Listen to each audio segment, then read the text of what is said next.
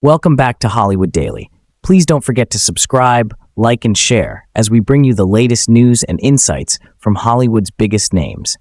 Today we're talking about Pete Davidson, a comedian who's had enough of being defined by his relationships. Known for his sharp wit, self-deprecating humor, and his time on Saturday Night Live, Pete Davidson has built a strong career. But if you ask the tabloids, his dating history is the story they love to tell. And frankly, Pete's over it. Sitting down for an intimate interview in a dimly lit New York cafe, Pete opened up about how exhausting it is to have his identity reduced to his love life. The comedian, now 30 years old, expressed how this constant scrutiny has chipped away at his self-esteem. He says, "I can't even scroll through Instagram without seeing my name attached to some stupid meme. And it's never about my work.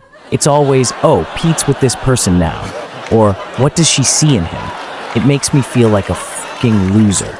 It's no secret that Pete's relationships have been tabloid gold, from his whirlwind engagement to pop icon Ariana Grande, to romances with Kate Beckinsale, Kim Kardashian, and other high-profile names.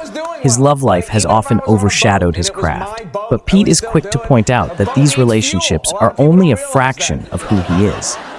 He adds, "I'm not saying I didn't date these amazing women. Of course, I did. But people act like that's my whole personality.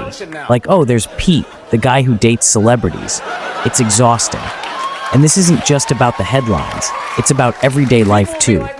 Pete recalls fans coming up to him, not to praise his work, but to ask inappropriate questions about his personal life. He explains, "Some dude came up to me the other day and said, 'Bro, how do you pull these women?' Like that's supposed to be a compliment? It's not. It just makes me feel like a walking punchline." But despite the jokes, memes, and comments, Pete Davidson is serious about his work. His semi-autobiographical film, The King of Staten Island, received critical acclaim, and his stand-up performances continue to remind audiences why he's one of the sharpest comedians out there. Yet the frustration remains. His accomplishments are too often eclipsed by his personal life.